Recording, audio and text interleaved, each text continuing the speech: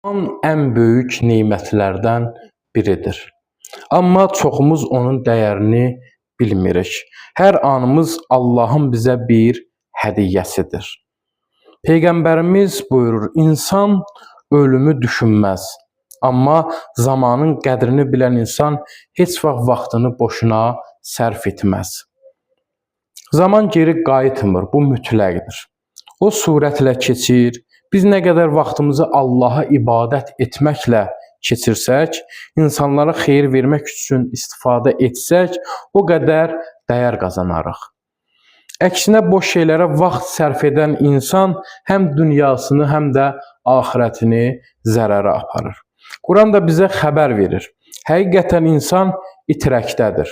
Yalnız Allahdan qorxanlar və yaxşı iş görənlər istisnadır. Gəlin hər anımızı faydalı edək. Tənbəllikdən uzaq olaq. Allahın yolunda həmişə çalışaq. Zamanı israf etməyək. Çünki o geri dönməz.